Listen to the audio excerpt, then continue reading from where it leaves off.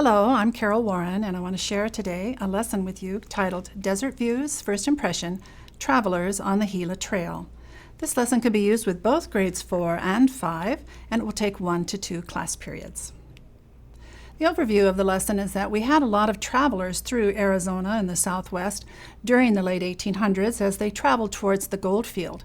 And so as they came to this area, they had a new environment they had not seen before. And so we can have our students read some of their primary source materials and see what those travelers said about particular desert plants and animals. The purpose of it is, of course, to introduce our students to primary source material. And they'll do this in a fun way by reading the descriptions and actually looking at how they viewed aspects of the desert environment. Our materials, we have a couple of maps. We have our southwestern United States topography map, which shows the portion of the Southwest. And we have this same map with something added, and that is the Gila Trail. Now I might show you more closely later what the Gila Trail is and where that actually goes if you have trouble seeing it. The other materials would be in your classroom with the exception of photos of desert plants and animals. These would be something that you as the teacher would have to select for your students to use before they do the writing activity. Our objectives for the lesson, we hope that our students will be able to identify a source as a primary source. They'll know where the Gila Trail is, and they'll be able to listen to information from the primary source writer and draw either a plant or an animal. And last of all, they will write a letter describing a plant or animal in Arizona. Now we're going to look more closely at the map of the Gila Trail, and I might actually show you here. The Gila Trail is just a portion of the overland trail to California, and it was used mostly, as I said, after the discovery of gold in the late 1800s. The Santa Fe Trail ended in Santa Fe, and that's where the Gila Trail started. So the Gila Trail actually traveled through New Mexico from Santa Fe down into Mexico, up through Tucson. And by the way, this area during the time of the 1840s and 50s was part of Mexico. Tucson was a Mexican pueblo. And then you go up to the Pima villages on the Gila and follow it to Fort Yuma. Once they crossed the Colorado River at Fort Yuma, they would take various trails in California. They still weren't where they wanted to be, but they would take other routes then to get to the gold fields. So it was a portion of a much longer trip. Travelers used this, as I said, to head to the gold company. They didn't want to come to Arizona. It was only a way through to get through to California. We want to make sure students know what a primary source is, and you can introduce the primary source writers. There are 4 different writers. I often just use one of the writers, but if you have more time, you can use as many of them as you like. What's important for the students to understand here is what the situation of the travelers were at the time that they came through the Gila Trail. They had already been on a trail for some of them several months. If they left the eastern coast of the United States in the spring, they landed on the Gila Trail right in the middle of the summer. So they had heat, dust, they were probably exhausted, their supplies were very low. If they were lucky enough to have an animal, it was probably pretty worn out by the time they got here. And to add to that, they had a new environment that they had never heard nor seen before, and that is the Sonoran Desert. Very different from other deserts. They may have crossed a desert, they thought, in Texas or some other places, but it was not the same as the Sonoran Desert. So using the route information about the travelers that is given to you in your files, we want the students to draw the route on the map of the southwestern United States. So if you're using more than one, then they're going to have to put different colors and you'll have to have a key. So just to show you what that might look like, they're going to use the topography map. And here's one that would be completed if you had all of the 4 travelers on it. Now they can use the Gila Trail map as a reference because it is the same part of the country. And this map doesn't have Santa Fe, it doesn't have the Gila Trail, and it doesn't have Tucson or anything on it. But using their Gila Trail map, they can actually put that information on here. Now the 4 travelers, first we have Benjamin Butler Harris, who came from excuse me, from eastern Texas. So he traveled through Texas and El Paso, came way down further into Mexico, and joined the trail right here, the Gila Trail, and then, of course, traveled the rest of it, as did the others. William Hunter left Missouri in April of 1849, and he came through the Santa Fe Trail. Now, the Santa Fe Trail would have started in Independence, Missouri, which is further to the east off of our map, but this is where it comes onto our map. And actually, there were two cutoffs on the Santa Fe Trail. Hunter actually stated in his journal or diary that he came on the Cimarron Trail. So he took the Cimarron cutoffs to Santa Fe, and then, of course, followed the Gila Trail the rest of the way. And we had William Tallock. Now, William Tallock's a little different. He was not an overland traveler. He was actually a newspaperman who traveled on the first overland stage route. Now, the stage route came through Texas and crossed at a different place where later they found there was water and they could use this route, and then, of course, followed the Gila just as all the other travelers did. And our last one is John Robards. Now, we're not sure who actually wrote the papers. They were in the John Robards paper, so we're assuming John Robards was the author of the journal. But he came also from Hannibal, Missouri, and he traveled on to the Santa Fe Trail. So we put him on the other just to show you the different routes of the Santa Fe Trail to Santa Fe and then down. And again, once at Fort Yuma, they all took whatever route they might have wanted to get to the location in California. So if the students have all four of them, then they need to have with their map some type of a simple map key that identifies which color goes with which traveler. Now, if they are just using one person, then you don't need a key. You can simply make it the travels of William Hunter or whoever, and just use one color. So after they've made their key, their map, and their map key if necessary, and they know a little bit about the actual travelers, we're going to have them look at the description. Now, this is the one that I use most often. It's actually, I think, maybe the only one I've ever used because I like it so much, and students have a lot of fun with it. Now, like any primary source, it was written over 100 years ago, the writing will be different, the language will be different, and so students are going to need some help understanding it. So whichever one you use, make sure that you are going through as you read it and explaining what some of the things mean. Remind them also what the writer's situation was at this time. Many of them were hot, tired, worn out, but they still took the time to write about some of the new plants and the new animals that they saw along the road. So that's what's important here, is that even though we had this situation, that author still felt it was important to write about it. So as they read the description written by the primary source person, we're going to have them draw and color the picture of either the flora or the fauna, whichever one's being described. Now, the way that I do this, and I suggest you do too, is that you read the entire description through one time. And as I often say, when I did it with some third graders, I looked up and saw a lot of little faces with big open mouths going, "What are you talking about?" So you then go through a second time and help them with that. Remind them they're not trying to guess what the plant or animal is. That's not the purpose of this. But they are looking at the descriptive words in the author's writing, and they are actually drawing what that person says. So that if you did the William Hunter diary journal, which I did with my third, fourth, and even some other students of different grade levels, you read through the entire thing one time, and you can see by looking at it here that it does have some very difficult words. This man was obviously well educated, and so he wrote very well, and he knew exactly what he was talking about. So what you want to do then is show them in this way as you go through. You're going to be sure they understand difficult words such as genus, variegated, extremities. And then you're going to kind of highlight some of the important facts, kind of help them with what's important out of all these large words. For example, animal of the lizard genus. So once they see that, that gives them an idea of what they're actually drawing. That has lips that are jet black, as well as the throat.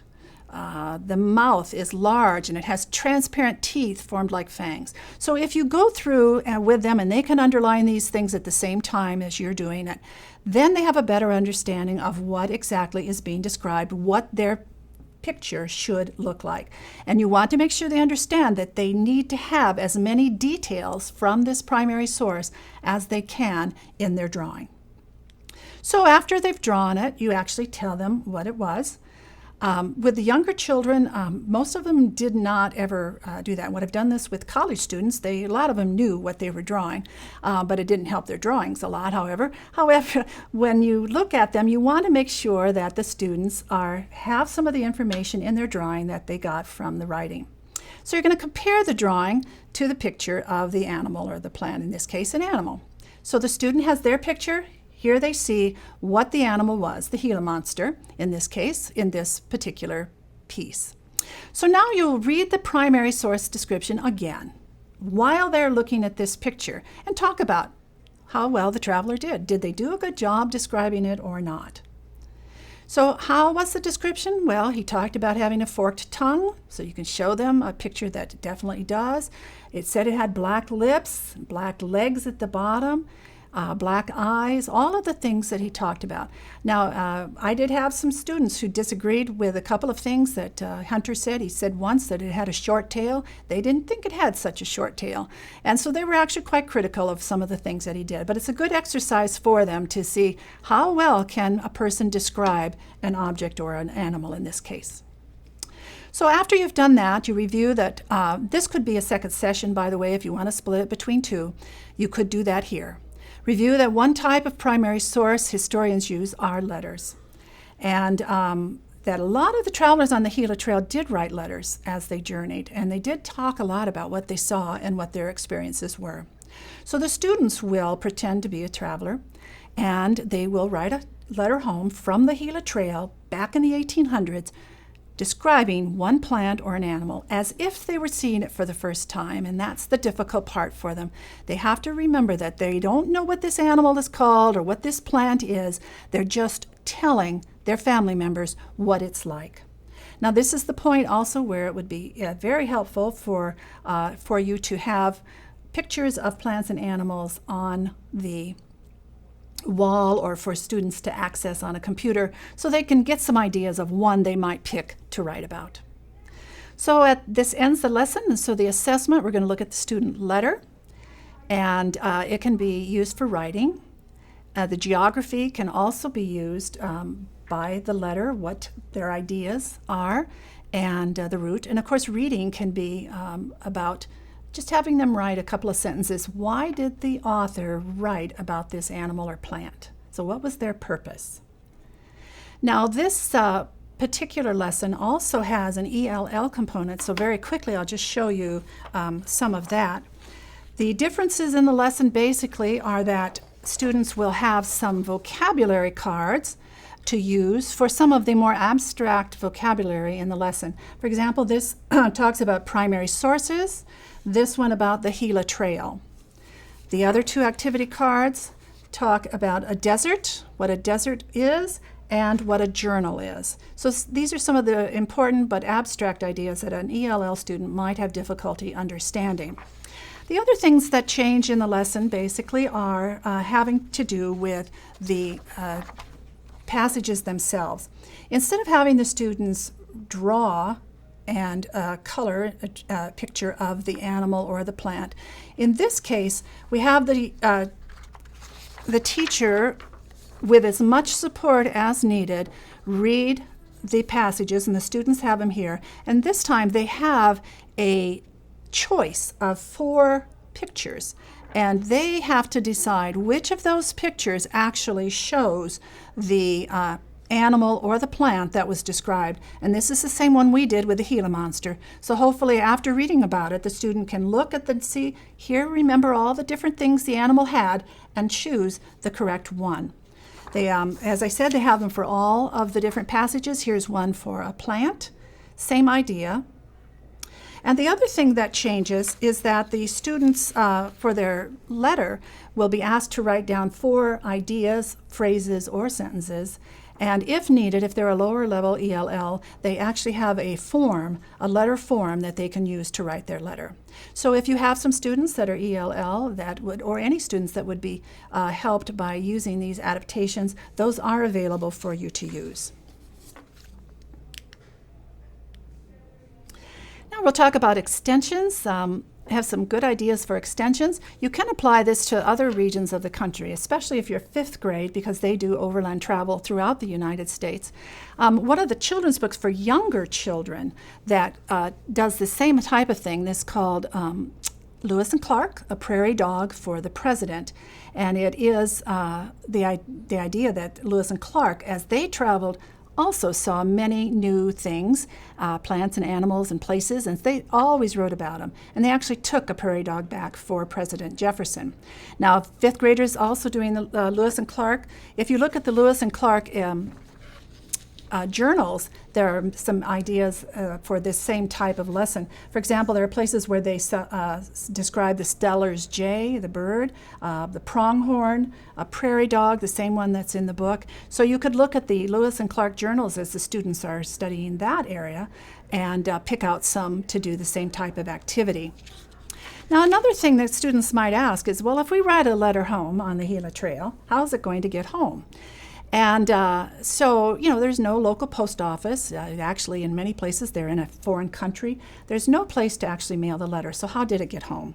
Well, one way that describes this is through an article that was in an Arizona Highways back in 2001. It's called Special Delivery. And in this article, it talks about a letter that has been found and is now being shown in postal museums. But it was actually written in 1849 by a gentleman named Alexander Crittenden. And he wrote it to his wife who lived in Brazoria, Texas. And he wanted to tell her that he was all right. He wanted to tell her some of the things that had happened to him. So after he wrote his letter, as he was camping near Tucson, he actually paid a little money to a produce merchant to carry his letter home. I want to show you a map that actually details where his letter went on its little trip back to Brazoria, Texas. So he wrote it in Tucson, and I've put this on a map here. He gave it to the produce merchant, who put it in his pack mules and took it down to what is today Guaymas. Then it was called Puerto de Guaymas, a port on the sea, and it was put onto a ship. It was taken down to another port named San Blas, and then went on to a pack mule and was taken across country through New Mexico to the port city of Veracruz on the other side of Mexico. At Veracruz, it was put onto a ship and actually stamped as mail.